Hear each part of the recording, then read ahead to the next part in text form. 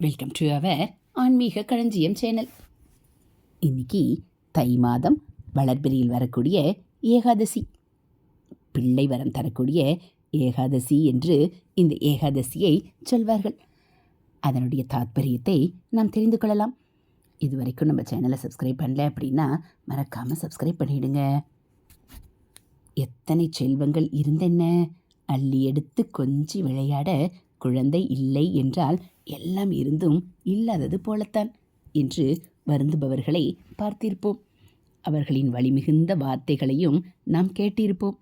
தை மாத வளர்பிறை ஏகாதசியில் விரதம் அனுஷ்டித்து துளசி தீர்த்தம் பருகி பெருமாளை தரிசனம் செய்தால் பிள்ளை செல்வம் நிச்சயம் என்கிறது புராணம். அந்த நகரத்தின் பெயர் பத்ராவதி. அந்த பகுதியை சுகேதுமான் என்பவர் ஆண்டு வந்தார்.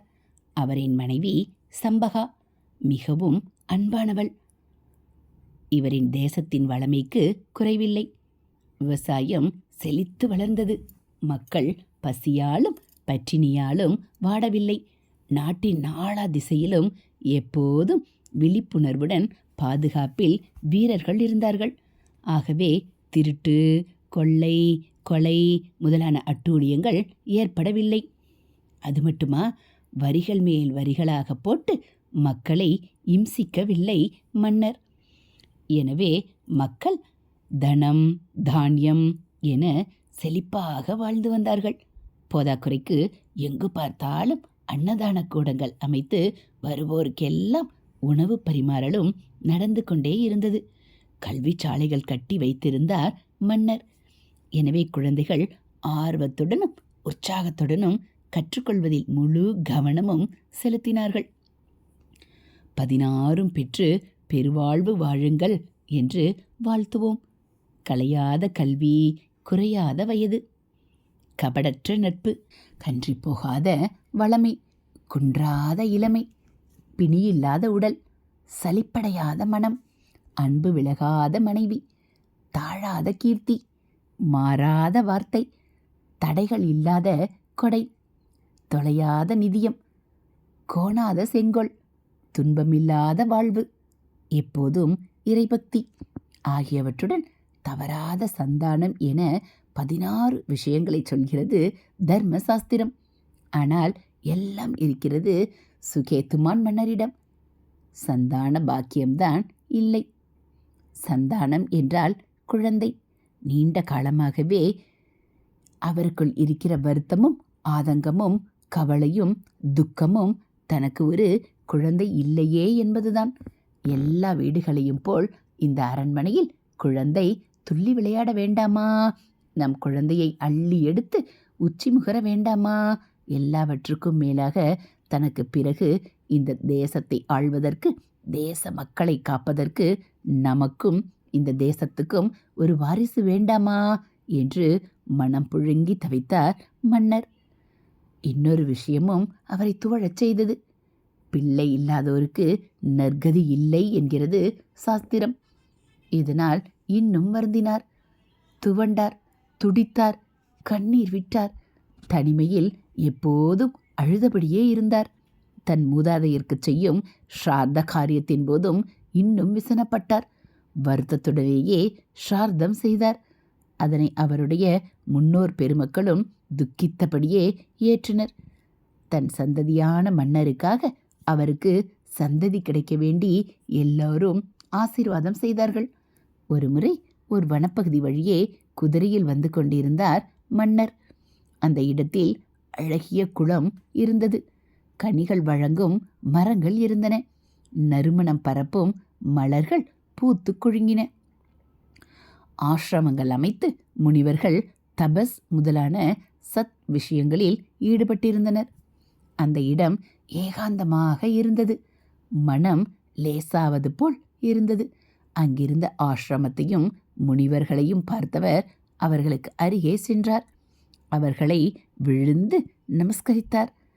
அப்படி அவர் நமஸ்கரிக்கும் போதே மன்னரின் கவலையை முனிவர்கள் உணர்ந்தார்கள். முனிவர் பெருமக்களே, நீங்கள் யார்? இங்கே இதற்கு முன் உங்களை நான் பார்த்ததில்லையே என்றார் மன்னர். மன்னா, நாங்கள் விஸ்வே தேவர்கள். மாசி மாதம் வரப்போகிறதல்லவா, அதையொட்டி பூஜைகளும் தவமும் செய்ய வந்தோம். இன்று ஏகாதசி, வளர்பிறை ஏகாதசி. உபவாசம் இருந்து மகாவிஷ்ணுவை பூஜித்து வணங்கி பிரார்த்தித்தால் உத்தமமான பிள்ளை பிறக்கும். அதாவது ஊருக்கும் நல்லது செய்யும். ஆகவே குழந்தை பாக்கியம் இல்லாத நீங்கள் இந்த ஏகாதசி விரதத்தை மேற்கொள்ளுங்கள். மகாவிஷ்ணு மனமிறங்குவார். உங்களின் முன்வினைகள் யாவும் கலைந்துவிடும் என்று முனிவர்கள் அருளினார்கள். இதை கேட்டதுமே மன்னரின் மனக்கவலைகள் யாவும் பறந்தன. சந்தோஷத்திலும் நிம்மதியிலும் ரக்கை கட்டி பறந்தார் மன்னர். அங்கே இருந்த குளத்தில் நீராடினார். உபவாசம் இருந்தார். மகாவிஷ்ணுவின் திருநாமத்தை ஜபித்தபடியே இருந்தார். விரதம் நிறைவானதும் முனிவர்களை வணங்கி நமஸ்கரித்தார். குதிரையேறி கிளம்பினார். மகாராணியை சந்தித்து நடந்த விவரம் முழுவதையும் சொன்னார்.